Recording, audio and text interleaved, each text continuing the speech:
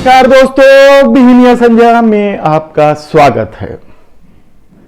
आज बात करेंगे हम उस बाबा की जो रातों रात इस देश के तमाम टीवी चैनलों के चहेते बन गए। 4-4, 6-6 घंटे लगातार उनके चमत्कार की चर्चा होती रही, उनका इंटरव्यू होता रहा। आखिर यह कैसे हुआ? दिल्ली में बैठे किस ताकतवर शख्स के इशारे पर सारी मीडिया छत्तीसगढ़ की राजधानी रायपुर की तरफ दौड़ गई और यहां बागेश्वर धाम के धीरेन्द्र शास्त्री का इंटरव्यू लेने लगी, नतमस्तक होने लगी और उनके चमत्कार का गुणगान करने लगी। क्या यह 2024 का ट्रेलर है? यकीनन आप यकीन नहीं करेंगे कि किस तरीके से बाबाओं के चाल में लोग फंसते रहे हैं और अंधविश्वास का चमत्कार सर चढ़कर बोलता है। तब न तो महंगाई नजर आती है, न बेरोजगारी नजर आती है और न ही धर्म के आश्रय इस देश को बांटने की कोशिश नजर आती है और न ही देश की बदहाल होती अर्थव्यवस्था नजर आती है और न ही डॉलर के मुकाबले रुपये के गिरते स्तर, खून निचोड़ने वाले टैक्स या फिर देश की संपत्ति निजी हाथों में सौंपने की बात सब नजर नहीं आती।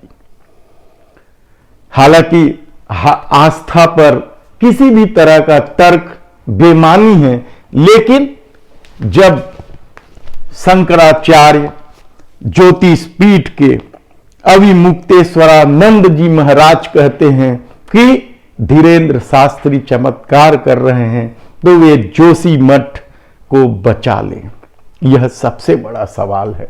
लेकिन इस दौर में जब सत्ता, मीडिया और बाबाओं का गठजोड़ एक नए तरह का घालमेल कर रहा है, 2024 की तैयारी कर रही है, तब याद कीजिए उन बाबाओं का। बड़ी कृपा होगी आप टीवी रात को मत देखिए, सवेरे देखिए। आपने समोसे में चटनी का गलत इस्तेमाल किया है, गुपचुप पानी वाला नहीं, सूखा खाइए तो आपकी कृपा होगी। और भगवान शंकर, शिवलिंग सब नदी तालाबों के किनारे विसर्जित करवा दिया गया। जी हां, हम बात कर रहे हैं निर्मल बाबा। निर्मल बाबा ने क्या कुछ कृपा नहीं दिखाया इस देश को और क्या कुछ खेल नहीं किया या किसी से छिपा नहीं है। किस तरीके से लोग अपने आप को ठगा महसूस करते रहे, लेकिन बाबाओं का अपना खेल है, उनकी ठग विद्या का अपना चमत्कार है। आशा राम जेल की सलाखों में है, मुरली बजाते कृष्ण कन्हैया बनने की कोशिश करने में लगे। आसाराम बापू पर बलात्कार के केस लगे, उनके बेटे भी जेल के अंदर हैं, आज तक नहीं छूट पाए, सालों हो गए। लेकिन लोगों का क्या, उनकी आस्थाओं का क्या? जब सत्ता ही उनकी आस्थाओं से खेलने लगे तो बाबाओं का तो खेल चलना ही रहेगा। आप बहुत पहले चले जाइए, चंद्रा स्वामी, प्रधानमंत्री नरसिम्हा राव का वो दौर है, वो भी जेल के सलाखों के पीछे पहुंच गए थे। राम रहीम, हर चुनाव के पहले राम रहीम को पैरोल मिल जाता है और इस बार फिर तीसरी बार 40 दिन का पैरोल मिला। हनीप्रीत, राम रहीम और उनके उल्टा लटकने, कलाकार बनने, सब कुछ इस देश ने देखा है। फिर भी बाबा तो बाबा है। और रामपाल,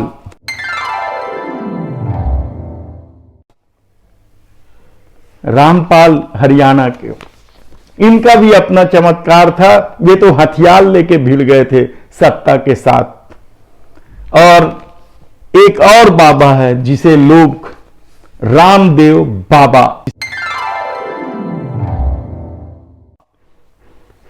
यही तो कहते हैं रामदेव बाबा।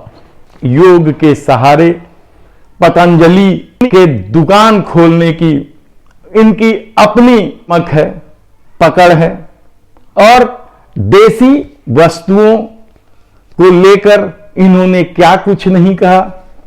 और सबसे मजेदार बात तो यह है कि जिस जिन्स को लेकर इन्होंने भरे मंच में अपनी खुजलीबाजी की थी, वही जिन्स बाद में लॉन्च किए। तो फेरिस्त है बाबाओं की, लेकिन आस्था पर किसी भी तरह का तर्क बेमानी है। हम बार बार यह बात कहते हैं कि जरूरी नहीं है कि जो बहुत बड़ा भक्त हो वह दुष्ट ना हो। हम रावण का उदाहरण देते हैं कि किस तरीके से उन्होंने शिव भक्ति में अपनी गर्दन उतारी और क्या कुछ किया। अब फिर उस दौर के से भी आप नहीं सीख पा रहे हैं कि किस तरीके से भक्ति दिखाकर भगवान को भी भस्म करने की कोशिश करने वाले भस्मासुर की कहानी कौन नहीं जानता। लेकिन टीवी चैनलों का अपना तरीका है। ऊपर से निर्देश आया, जाइए, ये क्या तमाशा कर रखे हैं आप लोग, पहलवानों और भाजपा सांसद के बीच की लड़ाई खत्म हो गई है, इसे जल्दी से जल्दी खत्म कीजिए, बहुत छीछा लेदर हो रहा है, अपराधियों के साथ, बलात्कारियों के साथ, हत्यारों के साथ भारतीय जनता पार्टी को खड़ी दिखाई देने लगी, यह सब नहीं चलेगा, जाइए और तुरंत इंटरव्यू करिए। और आप यकीन नहीं करेंगे कि देश भर के चैनल छत्तीसगढ़ की राजधानी रायपुर की ओर दौड़ने लगे। जी न्यूज दीपक चौरसिया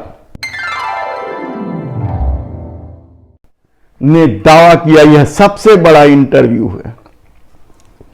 टाइम्स नाउ के सुशांत सिन्हा का अपना दावा था।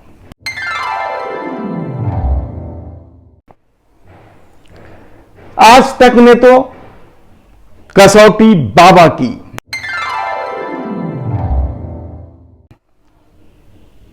यह चला दिया।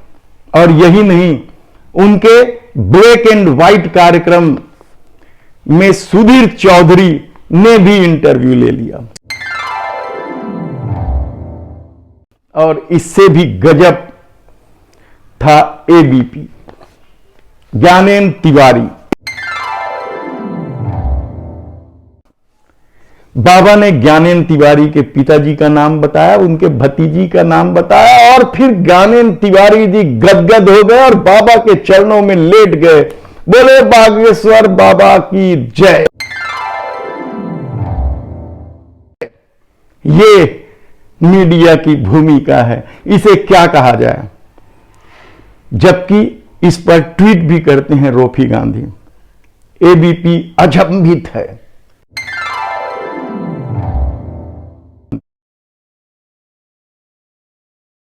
ये कैसी बात हुई। ज्ञानेंद्र तिवारी के फेसबुक में सब कुछ तो लिखा है, लेकिन एबीपी अचंभित है। ये तमाम खेल इस तरीके से रचे गए कि 2024 में क्या कुछ किया जाए। यह इसका ट्रेलर है, यकीन मानिए, यह तैयारी है। इससे पहले भी तैयारी हुई थी, भगवान श्री गणेश को दूध पिलाकर। वह प्रयोग और इस प्रयोग में थोड़ा सा अंतर हो सकता है, लेकिन यह भी 2024 का प्रयोग है, जिसमें 7-7, 8-8 घंटे मीडिया इंटरव्यू दिखाते रही, बाबा का चमत्कार दिखाते रहा। यह शख्स कौन है? यह वह शख्स है जिस पर